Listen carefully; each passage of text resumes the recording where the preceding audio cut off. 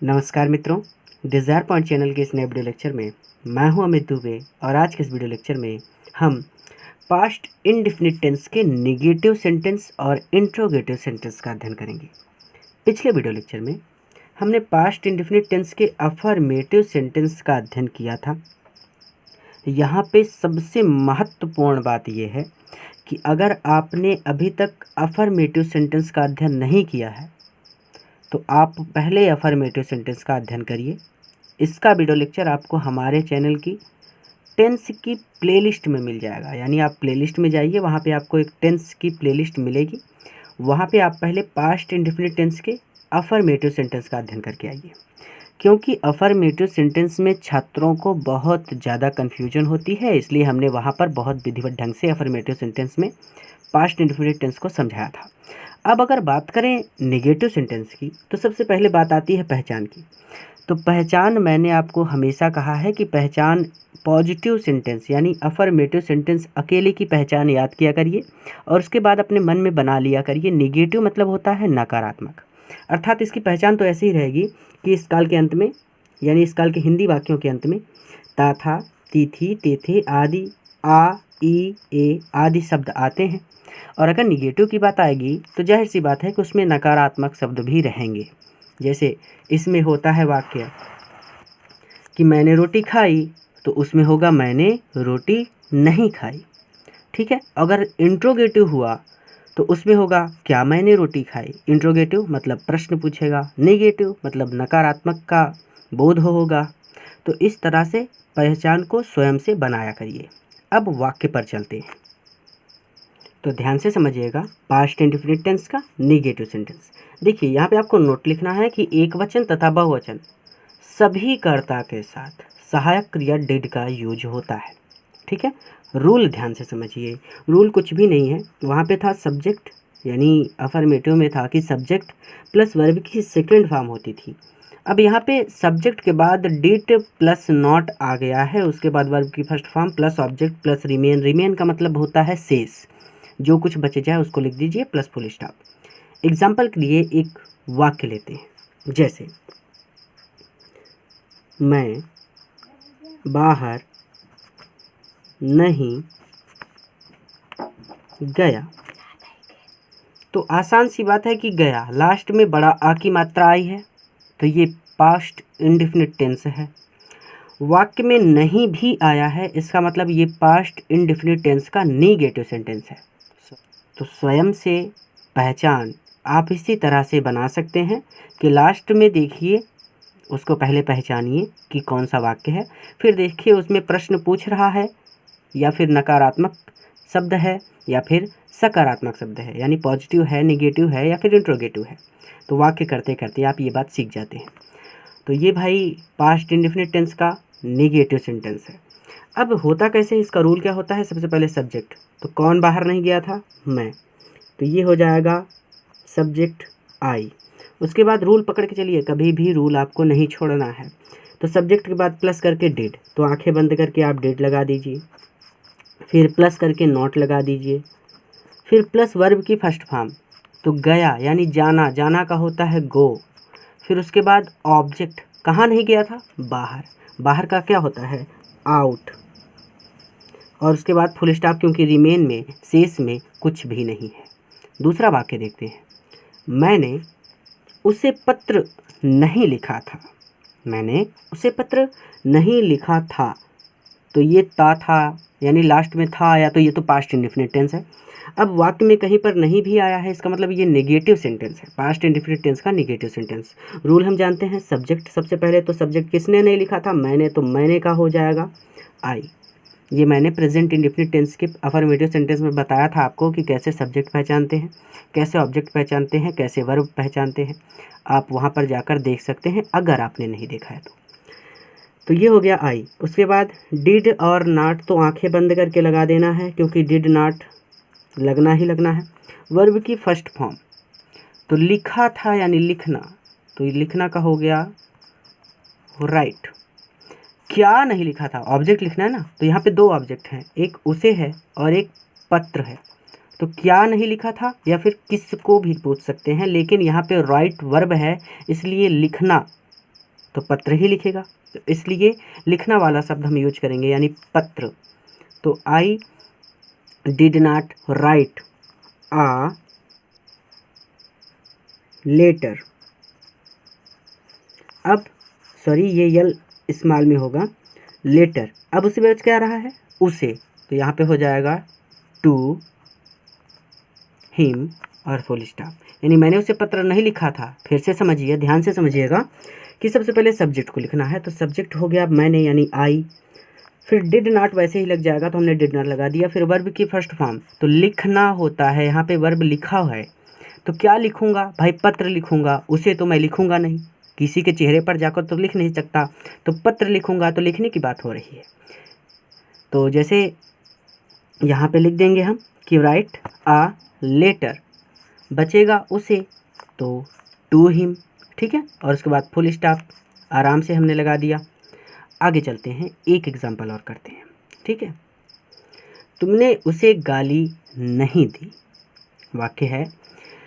अब बड़ी ई की मात्रा, तो पास्ट इंडेफिनिट नहीं भी आया है तो पास्ट इंडेफिनिट का नेगेटिव सेंटेंस। तो सबसे पहले तुमने यानी सब्जेक्ट, तो सब्जेक्ट है तुमने यानी यू, फिर डिड नॉट वैसे ही लग जाएगा डिड नॉट। अब गाली देना क्या है, गाली देना, गाली देना का होता है अब्यूज, ABUSE। तो you did not abuse, object क्या है, किसे गाली नहीं दी, उसे, तो यहाँ पे हो जाएगा हिम और फिर लग जाएगा फुल स्टॉप क्योंकि रिमेन में कुछ भी नहीं था। आसान बात है, होमवर्क की बात करते हैं। तो ये वाक्य आपको स्वयं से करने हैं कि वह कल कानपुर नहीं गया, गया यानी गो। हमने गणित नहीं पढ़ी, पढ़ना का होता है रीड, ठीक है, टीच मत कीजिएगा, रीड, पढ़ाना का टीच होता है। पिताजी दफ्तर नहीं गए, जाना का होता है गो। वह मुझसे नफरत नहीं करता, नफरत का होता है हेट, ठीक। आगे चलते हैं इंट्रोगेटिव सेंटेंस पर। तो इंट्रोगेटिव सेंटेंस फर्स्ट, ध्यान दीजिएगा भैया, यहाँ पे सबसे पहले मैं आपको रूल बनाना सिखाता हूँ। इंट्रोगेटिव सेंटेंस का रूल कैसे बनाते हैं, कुछ भी नहीं करना होता।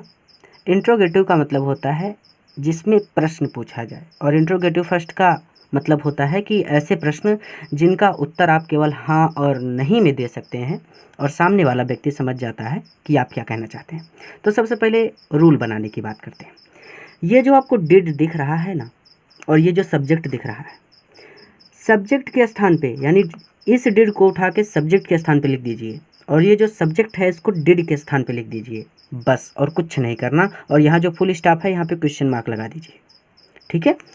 यानी डिड को आगे लिखना है और सब्जेक्ट को डिड के स्थान पे लिखना है, उसके बाद नॉट, वर्ब की first form, object plus remain plus question mark बन जाएगा। तो सबसे पहले देखिए ये डिड है, तो सबसे पहले हम डिड लिख देते हैं, डिड, चूँकि यहाँ पे अब डिड कैपिटल लेटर में होगा क्योंकि शुरुआत हमेशा कैपिटल लेटर से होती है, फिर प्लस, फिर सब्जेक्ट, फिर उसके बाद नॉट, वर्ब की फर्स्ट फॉर्म, ये सब ऐसे ही लिखते चले जाएंगे, नॉट प्लस वर्ब की first form plus object plus remain, remain मतलब शेष, प्लस क्वेश्चन मार्क, ठीक है।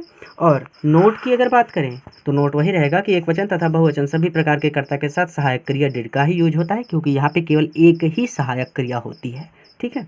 अब मैं आपसे एक बात विशेष रूप से कहूँगा, इंट्रोगेटिव सेंटेंस फर्स्ट में ही मैं इंट्रोगेटिव निगेटिव सेंटेंस को जोड़ के पढ़ाता हूँ, ये मेरी आदत है, क्योंकि उस तरह से 6 वाक्य बनते हैं और इस तरह से केवल 4 ही वाक्य बन जाते हैं, यानी बढ़ता कुछ नहीं और हर एक चीज़ हम सीख जाते हैं।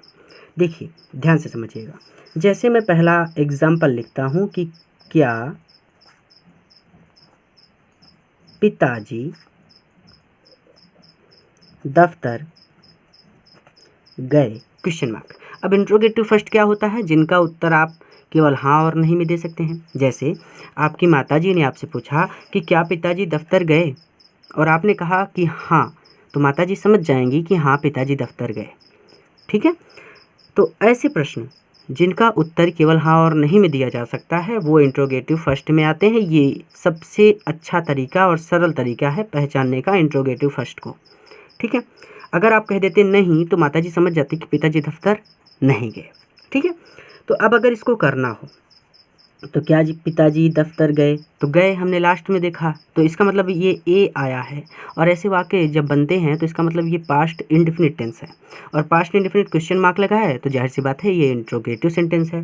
अब इंट्रोगेटिव फर्स्ट है कि सेकंड, तो इसको जब पढ़ेंगे तब पता चलेगा। तो हमने देखा कि क्या पिताजी दफ्तर गए, इसका उत्तर हम हाँ और नहीं में दे सकते हैं, तो इसका मतलब ये इंट्रोगेटिव सेंटेंस फर्स्ट है। बार बार इसलिए समझा रहा हूँ कि कई बार बच्चे ऐसे रट लेते हैं कि जो सेंटेंस क्या से शुरू होते हैं वो इंट्रोगेटिव फर्स्ट होते हैं। ऐसे मत पढ़िएगा, गलती हो जाएगी, बहुत ज़्यादा प्रॉब्लम हो जाएगी आपको। ठीक है, तो अब देखिए ये इंट्रोगेटिव फर्स्ट है क्योंकि इसका उत्तर हम हाँ और नहीं में दे सकते हैं। तो इसको हम कैसे करेंगे, सबसे पहले डिड लिखेंगे, डिड, फिर सब्जेक्ट, सब्जेक्ट कौन है, पिताजी, तो डिड फादर। फिर नॉट तब लगाना है जब इस वाक्य में कहीं पर नहीं शब्द आया हो। तो आपको कहीं पर नहीं शब्द मिल रहा है, यानी नकारात्मक शब्द मिल रहा है, नहीं मिला ना, तो इसका मतलब नॉट को नहीं लगाना, नॉट को छोड़ देना है, वर्ब की फर्स्ट फॉर्म यूज करेंगे।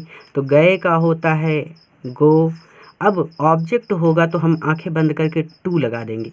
ठीक है, गो के बाद अगर हमें ऑब्जेक्ट मिलता है तो हम आंखें बंद करके टू लगा देते हैं।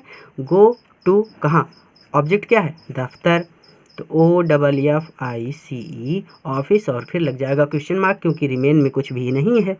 इस तरह से ये वाक्य कर सकते हैं। आगे चलते हैं, तो कहते हैं कि क्या मधु ने विद्यालय में गीत नहीं गाया, तो अंत में बड़ा की मात्रा, past indefinite tense, question mark, यानी क्वेश्चन मार्क लगा है तो पास्ट इंडेफिनिट टेंस का इंट्रोगेटिव सेंटेंस है। अब कौन सा इंट्रोगेटिव है, फर्स्ट है कि सेकंड, तो इसको पढ़ेंगे और देखेंगे कि इसका उत्तर हाँ में दे दिया या फिर नहीं में दे दिया, तो ये इंट्रोगेटिव फर्स्ट है। तो आप पढ़ के देख सकते हैं ये इंट्रोगेटिव फर्स्ट है। अब इसको करने का तरीका, सबसे पहले डिड लिखिए क्योंकि क्या है, तो भाई डिड, फिर सब्जेक्ट, तो सब्जेक्ट कौन है, मधु, डिड मधु, फिर नॉट। अब इस वाक्य में ढूंढिए कहीं पर नकारात्मक शब्द आया है, बिल्कुल यहाँ पर आपको नहीं मिल रहा है, तो इसका मतलब ये नकारात्मक शब्द मिल गया, तो ये हो गया मधु नॉट। तो डिड मधु नॉट, वर्ब की फर्स्ट फॉर्म क्या किया था, गीत गाया, तो गाना का होता है सिंग, ऑब्जेक्ट क्या है, गीत, तो एक टाइम में एक ही गाना गाएगी तो आ सॉन्ग, तो did Madhu sing a song, हमने ऑब्जेक्ट तक कर लिया। अब देखते क्या बच रहा है, तो हमने क्या कर लिया, मधु कर लिया, गीत कर लिया, नहीं कर लिया, गाया कर लिया, बच क्या रहा है, विद्यालय में। तो विद्यालय में क्या हो गया, ये शेष वर्ड है और इसको फिर आगे जोड़ दिया जाता है। तो विद्यालय में का होता है इन स्कूल। ठीक है, इन द स्कूल मत कीजिएगा, इन स्कूल करिएगा, या फिर आप दा भी लगा सकते हैं। ये मैं जब आपको पढ़ाऊंगा तब बताऊंगा कि कैसे होता है, दा का यूज कैसे करते हैं, ए एन का यूज कैसे करते हैं, ये सब पढ़ाया जाएगा आगे। तो ये बात समझ में आई। अब उसके बाद क्वेश्चन मार्क, तो क्वेश्चन मार्क लगाना कभी भी नहीं भूलना है। अब बात करते हैं होमवर्क की। एक बात और आप ध्यान से समझिए कि ये वाला जो हमने पहला वाक्य किया था ये इंट्रोगेटिव सेंटेंस फर्स्ट था, ठीक है, और ये जो दूसरा वाला वाक्य किया था जिसमें नहीं आ गया, इसको अध्यापक इंट्रोगेटिव निगेटिव सेंटेंस फर्स्ट करके पढ़ाते हैं। मैंने इंट्रोगेटिव फर्स्ट में ही इंट्रोगेटिव फर्स्ट और इंट्रोगेटिव निगेटिव फर्स्ट को एक्सप्लेन कर दिया। ठीक है, अब चलते हैं इंट्रोगेटिव सेकंड पर। देखिए इंट्रोगेटिव सेकंड की अगर बात करें तो ये सीधा मैं इंट्रोगेटिव नहीं लिख रहा हूँ, इंट्रोगेटिव सेंटेंस सेकंड है। सेकंड के रूल बनाने की बात करें कि भाई सेकंड का रूल कैसे बनाएंगे, तो अगर आपको फर्स्ट का रूल पता है तो सेकंड का रूल आप बहुत आसानी से बना सकते हैं। कैसे, ये जो रूल दिख रहा है ना, इस रूल के ये डिड के ठीक आगे, यानी डिड के आगे आप जोड़ दीजिए क्वेश्चन वर्ड। क्या जोड़ दीजिए, रूल बनाना है इंट्रोगेटिव सेंटेंस सेकंड का, तो डिड के ठीक आगे जोड़ दीजिए आप क्वेश्चन वर्ड, यानी उस वर्ड को जिसके माध्यम से प्रश्न पूछा जा रहा है, और उसके बाद सेम यही छाप दीजिए, यानी उतार दीजिए। तो ये हो गया plus did plus subject plus not plus verb की first form plus object plus remain plus question mark. तो यानी कुछ भी नहीं करना होता, बस क्वेश्चन वर्ड जोड़ देना होता है और उसका रूल बन जाता है। नोट वही होगा कि सभी के साथ डिड का ही यूज होना है क्योंकि एक ही हेल्पिंग वर्ब है। एग्जाम्पल की बात करें तो माता जी ने भोजन क्यों पकाया था। माता जी ने भोजन क्यों पकाया था, लास्ट में आया था, इसका मतलब ये पास्ट इंडेफिनिट टेंस है। क्वेश्चन मार्क देख रहे हैं, इसका मतलब ये इंट्रोगेटिव है। अब बात करते हैं कि ये फर्स्ट है या सेकंड है। तो इंट्रोगेटिव फर्स्ट वो होते हैं जिनका उत्तर आप केवल हाँ और नहीं में दे सकते हैं। इंट्रोगेटिव सेकंड वो होते हैं जिनका उत्तर आप हाँ और नहीं में नहीं दे सकते हैं। जैसे मैंने आपसे पूछा कि माता जी ने भोजन क्यों पकाया था और आप कहें कि हाँ, तो इसका कोई अर्थ नहीं निकलता, या फिर आप कहें नहीं तो इसका भी कोई अर्थ नहीं निकलता। इस वाक्य में आपको रीज़न बताना पड़ता है। मैंने पूछा कि माता जी ने भोजन क्यों बनाया था, तो आप कहेंगे सर मुझे भूख लगी थी इसलिए माता जी ने भोजन पकाया था। तो ऐसे वाक्य जिनमें रीज़न बताना पड़े वो होते हैं इंट्रोगेटिव सेकंड। ठीक है। अब अगर इसको करना हो तो सबसे पहले क्वेश्चन वर्ड, तो कौन सा वाक्य है जिसके माध्यम से प्रश्न पूछा जा रहा है, क्यों, तो ये हो जाएगा वाई, फिर डिड, फिर सब्जेक्ट। सब्जेक्ट कौन है, माता जी, मदर, नॉट। नॉट तब लगेगा जब इसमें कहीं पर भी नहीं शब्द आया हो, तब वो बन जाएगा इंट्रोगेटिव निगेटिव सेकंड। ठीक है। तो कहीं पर भी नहीं शब्द नहीं है तो नॉट को छोड़ देंगे। वर्ब की फर्स्ट फॉर्म, तो वर्ब की फर्स्ट फॉर्म क्या है, पकाना, तो कुक, सॉरी कुक। और उसके बाद ऑब्जेक्ट, तो माता जी ने क्या पकाया था, भोजन, तो ये हो जाएगा food. Why did mother cook food. और कुछ बचता है रिमेन में, नहीं, तो हम क्वेश्चन मार्क लगा देंगे। आगे अगर चलें दूसरे वाक्य पर, तो अध्यापक ने गणित क्यों नहीं पढ़ाई। वाक्य है कि अध्यापक ने गणित क्यों नहीं पढ़ाई, तो आपको इसका भी रीज़न बताना पड़ेगा क्योंकि आज अध्यापक नहीं आए थे इसीलिए नहीं पढ़ाई ना, कोई भी रीज़न हो सकता है। तो अध्यापक ने गणित क्यों नहीं पढ़ाई, तो सबसे पहले क्वेश्चन वर्ड, तो क्वेश्चन क्या है, क्यों। किसी भी क्वेश्चन के माध्यम से प्रश्न पूछा जा सकता है, सॉरी किसी भी वर्ड के माध्यम से प्रश्न पूछा जा सकता है। जैसे अध्यापक ने गणित कब पढ़ाई, तो नहीं लगता यहाँ पे, कब पढ़ाई, तो ये हो जाता व्हेन। ठीक है।